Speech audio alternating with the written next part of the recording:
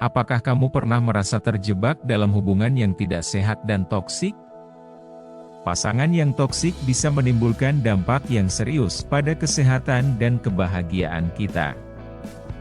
Bahkan, beberapa kasus hubungan yang toksik bahkan bisa mengarah pada situasi yang fatal dan menyebabkan kematian. Namun, jangan khawatir. Kami punya 15 solusi nyata yang bisa membantumu menyelamatkan diri dari hubungan yang toksik tanpa melukai perasaan pasanganmu. 1. Menjaga kesehatan mental dan fisik dengan tetap berolahraga dan mengkonsumsi makanan yang sehat. Berdasarkan penelitian psikologi, berolahraga dan mengonsumsi makanan yang sehat dapat membantu mengurangi stres dan meningkatkan kesehatan mental dan fisik kita. Dalam hubungan yang toksik, pasangan kita mungkin mengambil banyak energi kita, sehingga menjaga kesehatan fisik dan mental sangat penting. Contohnya, kamu bisa mencoba yoga atau meditasi untuk menenangkan pikiranmu dan meningkatkan kesehatan mentalmu. 2. Berbicara dengan terapis atau konselor.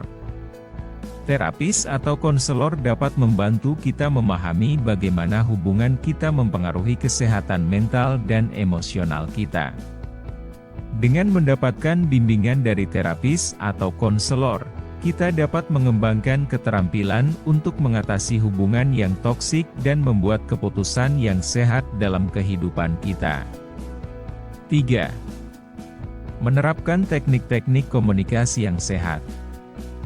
Salah satu hal penting yang perlu dipahami dalam hubungan adalah teknik-teknik komunikasi yang sehat. Dalam hubungan yang toksik, pasangan kita mungkin sering menggunakan teknik-teknik komunikasi yang buruk seperti manipulasi atau intimidasi.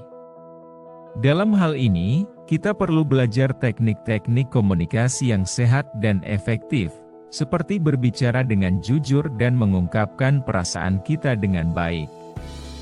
4. Menjaga jarak secara emosional.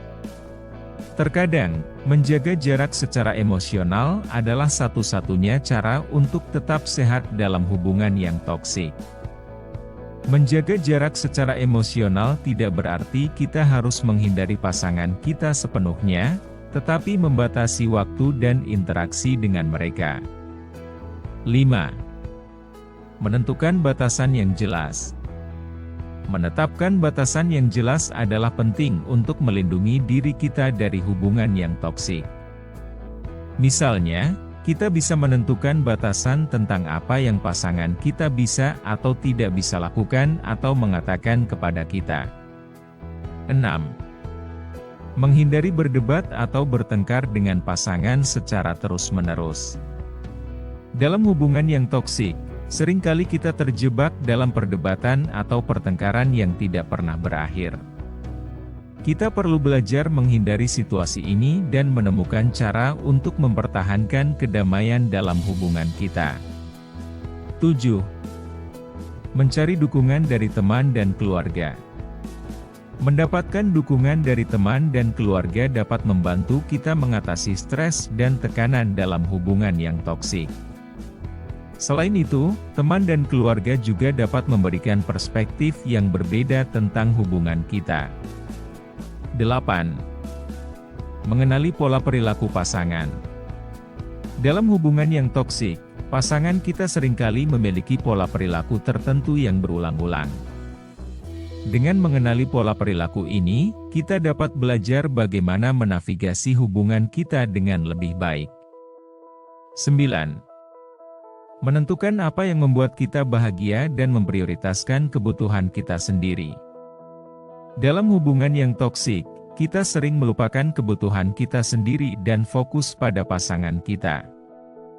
Namun, untuk tetap sehat dan bahagia, kita perlu menentukan apa yang membuat kita bahagia dan memprioritaskan kebutuhan kita sendiri. 10. Menjaga perspektif positif dan berfokus pada solusi. Dalam hubungan yang toksik, mudah untuk merasa terjebak dalam sikap negatif dan putus asa. Namun, dengan menjaga perspektif positif dan berfokus pada solusi, kita dapat membantu diri kita sendiri untuk menemukan jalan keluar dari situasi ini. 11. Belajar mengatasi emosi negatif. Emosi negatif seperti marah, frustasi, atau kecewa sering muncul dalam hubungan yang toksik.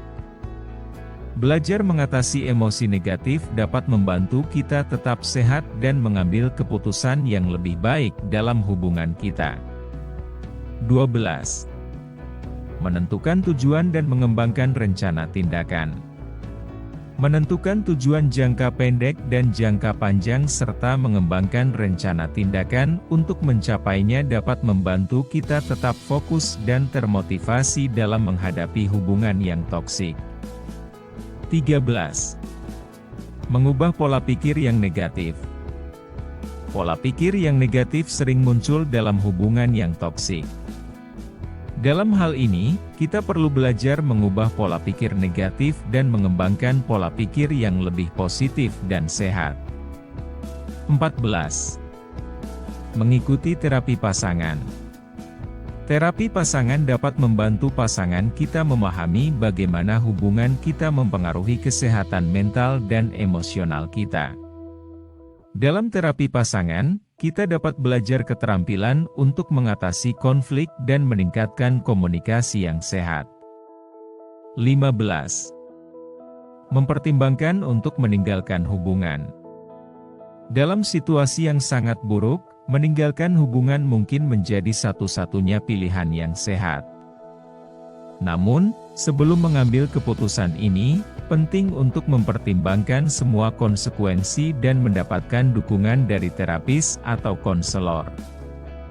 Hubungan yang toksik dapat berdampak buruk pada kesehatan mental dan emosional kita. Namun, dengan mengambil langkah-langkah yang tepat, kita dapat melindungi diri kita sendiri dan membangun hubungan yang lebih sehat dan positif.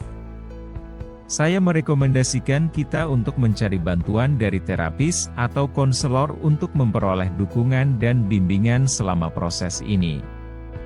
Selain itu, kita juga perlu belajar teknik-teknik komunikasi yang sehat, mengatasi emosi negatif, mengubah pola pikir yang negatif, serta menentukan tujuan dan mengembangkan rencana tindakan yang tepat. Terakhir, pada situasi yang sangat buruk, meninggalkan hubungan bisa menjadi satu-satunya pilihan yang sehat. Namun, sebelum mengambil keputusan ini, kita perlu mempertimbangkan semua konsekuensi dan mendapatkan dukungan dari ahli. Dengan begitu, kita dapat melindungi diri kita sendiri dari dampak buruk hubungan yang toksik dan menciptakan kehidupan yang lebih bahagia dan sehat. Ingatlah bahwa kesehatan dan kebahagiaan kita adalah prioritas utama, dan kita berhak untuk mendapatkannya.